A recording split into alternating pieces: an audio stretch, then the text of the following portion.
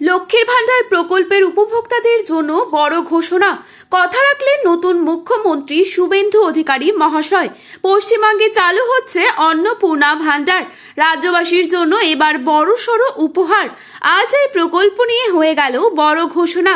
কবে থেকে উপভোক্তাদেরকে দেওয়া হবে এই ৩,০০০ টাকা? মে মাসে কি এই টাকা দেওয়া হবে? এই নিয়ে এসেছে গুরুত্বপূর্ণ তথ্য। এই টাকা পেতে কি আবার নতুন করে আবেদন করতে হবে? যারা লক্ষ্মীর ভান্ডার প্রকল্পের টাকা পাচ্ছিলেন তারা কি আবার এমনিতেই এই টাকা পাবেন, কিংবা যাদের এখনো নাম তোলা নেই তাদেরকে এখন কি করতে হবে? কবে নাগাদ এই টাকা উপভোক্তাদের ব্যাংক অ্যাকাউন্টে আসবে? আর এই গুরুত্বপূর্ণ তথ্য জানানোর জন্যই আজকের এই ভিডিওটি।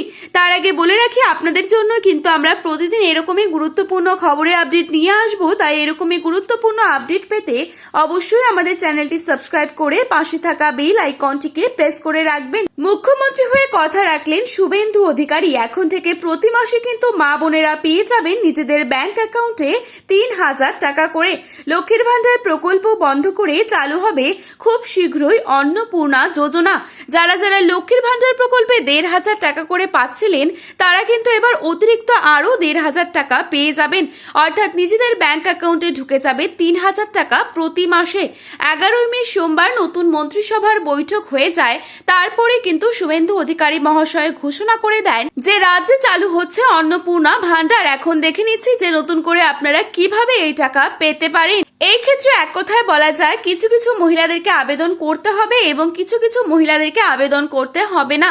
তাহলে কাদের আবেদন করতে হবে? যারা যারা নিয়মিত লক্ষ্মীর ভান্ডার প্রকল্পের টাকা নিজেদের ব্যাংক অ্যাকাউন্টে প্রতি মাসে পাচ্ছিলেন তাদের কিন্তু কোনোভাবেই আবেদন করার প্রয়োজন নেই।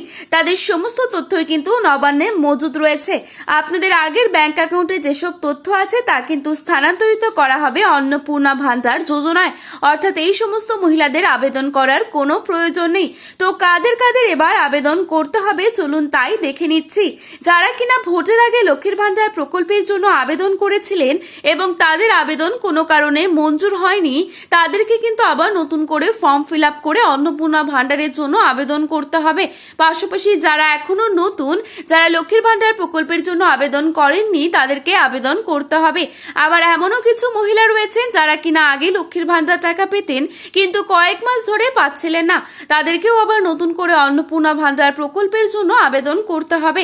ইতিমধ্যে প্রত্যেকটি জেলায় জেলায় পৌঁছে গিয়েছে অন্নপূর্ণা ভান্ডার প্রকল্পের ফর্ম। আপনাদের গ্রাম পঞ্চায়েত এলাকায় অথবা পৌরসভা এলাকায় প্রত্যেকটি জায়গাতেই কিন্তু ক্যাম্প করা হবে। আর যেখানে আপনারা ফর্ম তুলে ফর্ম ফিল আপ করে জমা দেওয়ার মাধ্যমে নিজেদের অ্যাকাউন্টে নিয়ে যেতে পারবেন প্রতি মাসে ৩,০০০ টাকা করে। সব থেকে বড় সুখবর যেটা আপনাদেরকে জানিয়ে রাখি, মে মাসেই কিন্তু অনেকেই পেয়ে যাবেন এই টাকা। আর যারা মে মাসে টাকা পাবেন না তারা কিন্তু জুন মাসের প্রথম সপ্তাহেই অন্নপূর্ণা ভান্ডারের ৩,০০০ টাকা পেয়ে যাবেন। তাই যারা যারা এখনো লক্ষ্মীর ভান্ডার প্রকল্পে টাকা পাচ্ছেন না এবং যারা কিনা নতুন করে আবেদন করবেন তারা ইতিমধ্যেই ফর্ম সংগ্রহ করে আবেদন করে ফেলুন। কারণ আপনারা যত তাড়াতাড়ি ফর্ম ফিল আপ করে জমা দেবেন তত আগেই কিন্তু টাকাটি পেয়ে যাবেন। এই বিষয়ে পরবর্তী নতুন কি আপডেট আসতে পারে তা জানার জন্য অবশ্যই আমাদের চ্যানেলটি সাবস্ক্রাইব করে পাশে থাকবেন। ধন্যবাদ।